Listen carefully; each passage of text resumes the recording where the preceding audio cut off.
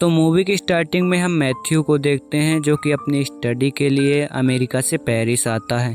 अब एक दिन जब मैथ्यू मूवी देखने के लिए जाता है तो वहाँ वो इसाबेल नाम की एक लड़की से मिलता है। मैथ्यू को देखकर इसाबेल कहती है कि मैंने तुम्हें पहले भी कहीं देखा है, तुम अक्सर यहाँ पर मूवी देखने के लिए अकेले ही आते हो। ये सुनकर वो इसाबेल से कहता है कि मुझे अमेरिका से यहाँ आए हुए अभी कुछ ही दिन हुए हैं और यहाँ मेरा कोई दोस्त भी नहीं है, इसलिए मैं अकेला ही आता हूँ। ये सुनकर इसाबेल मैथ्यू को अपने भाई थियो से मिलाती है। अब ये तीनों वहीं पर बैठकर बातें करने लगते हैं। अब यहाँ पर लड़ाई होने लगती है जिससे पुलिस यहाँ पर आकर लाठीचार्ज करने लगती है, जिसके बाद ये तीनों यहाँ से बचकर भाग जाते हैं। मैथ्यू इन दोनों से मिलकर बहुत खुश था क्योंकि अब उसे नए दोस्त मिल चुके थे। घर आने के बाद मैथ्यू अपनी माँ को एक लेटर लिखता है, लेकिन जब से वो इसाबेल से मिला है वो सिर्फ उसी के बारे में सोच रहा है। अगली सुबह मैथ्यू को थियो का कॉल आता है। थियो उसे डिनर के लिए अपने घर में इनवाइट करता है, जिसके बाद रात में मैथ्यू थियो के घर डिनर के लिए पहुंच जाता है। यहाँ इसाबेल मैथ्यू को अपने मॉम डैड से मिलाती है। रात को ये सभी लोग बैठकर डिनर करते हैं, जहाँ पर इसाबेल के डैड मैथ्यू से बहुत सारे सवाल जवाब करते हैं, लेकिन इस दौरान भी मैथ्यू का ध्यान पूरी तरह से इसाबेल के ऊपर होता है। डिनर के बाद इसाबेल की मॉम मैथ्यू को वहीं पर रुकने के लिए कहती है। अगली सुबह इसाबेल के मॉम डैड को कहीं काम के लिए बाहर जाना होता है और वो 1 महीने तक वापस नहीं आएंगे, इसलिए वो घर में एक चेक छोड़ देते हैं ताकि उनके बच्चे आराम से ऐश कर सकें। उसके मॉम डैड के जाने के बाद मैथ्यू इसाबेल से कहता है कि मुझे अब घर जाना चाहिए, लेकिन वो दोनों मैथ्यू को नहीं जाने देते। अब कुछ देर के बाद इसाबेल उठकर मैथ्यू को किस करती है और उसके बाद अपने भाई को भी किस करती है। उसके बाद वो वहाँ से उठकर चली जाती है। ये देखकर मैथ्यू को थोड़ा अजीब लगता है। इसके बाद थियो मैथ्यू को अपना रूम दिखाने के लिए ले जाता है। इसके बाद रात होती है जिसमें मैथ्यू टॉयलेट से अपने रूम वापस आ रहा होता है, लेकिन रास्ते में वो इसाबेल को उसके भाई के साथ देखता है। उन दोनों को देखकर मैथ्यू के होश उड़ जाते हैं क्योंकि वो दोनों बेड पर बिना कपड़ों के सोए हुए थे। उन दोनों को ऐसा देखकर मैथ्यू की आंखें बिल्कुल फटी की फटी रह जाती हैं, क्योंकि थियो और ईसा भाई बहन थे और साथ में वो ईसा से प्यार भी करने लगा था। लेकिन इसाबेल को ऐसे देखकर मैथ्यू को बहुत बड़ा शौक लगा था और वो वापस जाकर अपने कमरे में सो जाता है।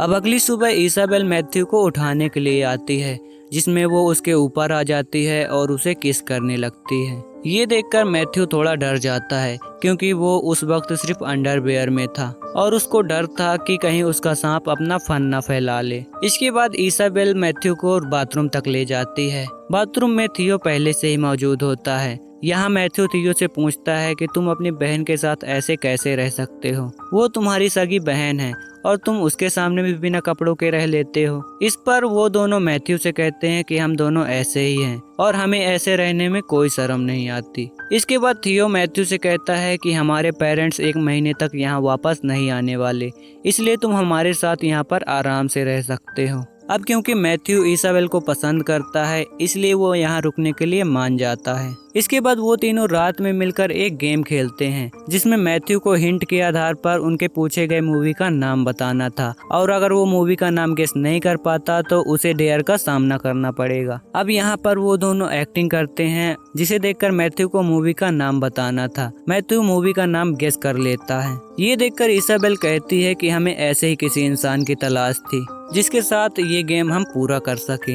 इसके बाद ये तीनों एक आर्ट गैलरी में जाते हैं। यहाँ पर ये लोग रेस लगाते हैं और बहुत सारा एंजॉय करने के बाद ये लोग वापस आ जाते हैं, लेकिन वहाँ से वापस आते समय बारिश स्टार्ट हो जाती है और वो तीनों भीग जाते हैं। घर आने के बाद थियो मैथ्यू को अपने कपड़े देता है और वो ड्रिंक करने के लिए चला जाता है। यहाँ पर मैथ्यू को इसाबेल की एक फोटो मिलती है, जिसे वो अपने अंडरवियर में छुपा लेता है। इसके बाद जब थियो ड्रिंक लेकर आता है तो तीनों मिलकर ड्रिंक करने लगते हैं। ड्रिंक करने के बाद तीनों फिर से वही गेम खेलने लगते हैं, लेकिन इस बार थियो को उनकी मूवी का नाम बताना था और थियो ये गेम हार जाता है। इसमें इसाबेल थियो को एक डेयर देती है, जिसमें थियो को एक फोटो देखकर अपना हथियार हिलाना था। जिसके बाद थियो उठता है और बिना शर्म के उन दोनों के सामने अपना हथियार निकालता है और एक फोटो देखकर हिलाने लगता है। इसाबेल के लिए तो ये सब नॉर्मल था, लेकिन ये देखकर मैथ्यू की फट जाती है। ये देखकर मैथ्यू थियो से कहता है कि मेरी भी बहनें हैं,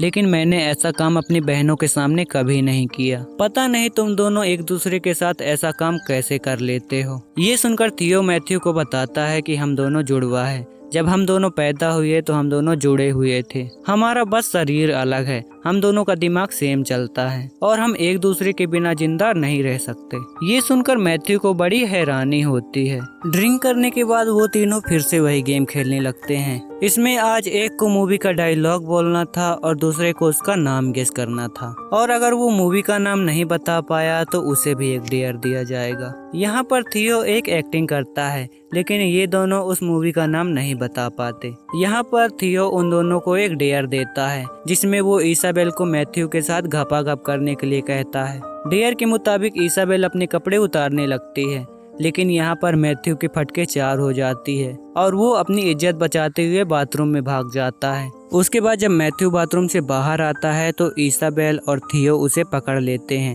और उसके कपड़े उतारने लगते हैं। यहाँ पर उन दोनों को मैथ्यू के अंडरवियर से इसाबेल की तस्वीर मिलती है, जिसे देखने के बाद वो दोनों हंसने लगते हैं। इसके बाद इसाबेल और मैथ्यू घपघप कर लेते हैं, लेकिन आज मैथ्यू को पता चलता है कि इसाबेल अभी भी वर्जिन है। यहाँ इसाबेल मैथ्यू को बताती है कि हम दोनों एक दूसरे के साथ सोते जरूर हैं, लेकिन हम दोनों एक दूसरे के साथ इंटीमेट नहीं होते। ये सुनकर मैथ्यू उससे कहता है कि अगर ये बात तुम्हारे पेरेंट्स को पता चल गई तब क्या होगा। ये सुनकर इसाबेल कहती है कि ऐसा कभी नहीं होगा, और अगर फ्यूचर में कभी ऐसा होता है तो मैं अपनी जान दे दूंगी। अब ऐसे ही अय्यासी करते हुए उनके सारे पैसे खत्म हो जाते हैं, जिसके बाद अब इसाबेल को घर का ही खाना बनाना पड़ता है, लेकिन उसका बनाया हुआ खाना बिल्कुल भी अच्छा नहीं था, जिससे वो दोनों नहीं खाते। अब पैसे ना होने की वजह से उन लोगों को काम भी करना पड़ता है। अब एक दिन थियो और मैथ्यू एक ही टब में नहा रहे होते हैं, तभी वहाँ पर इसाबेल भी आ जाती है, जिसके बाद वो भी उन लोगों के साथ नहाने लगती है। अब इसाबेल मैथ्यू से कहती है कि अगर तुम मुझसे प्यार करते हो तो तुम्हें साबित करना होगा, जिसके बाद वो दोनों मैथ्यू के नीचे के बाल काटने लगते हैं। मैथ्यू को ये सब बिल्कुल भी अच्छा नहीं लगता, वो इन पर गुस्सा हो जाता है और इन दोनों से कहता है कि तुम लोग बच्चों वाली हरकतें क्यों करते हो। यहाँ मैथ्यू इसाबेल को समझाता है कि तुम्हारा अभी तक बॉयफ्रेंड इसलिए नहीं बना क्योंकि तुम हर बात अपने भाई की मानती हो। इसके बाद मैथ्यू के कहने पर इसाबेल उसके साथ एक डेट पर जाती है। उसके बाद वो उसकी गर्लफ्रेंड भी बन जाती है।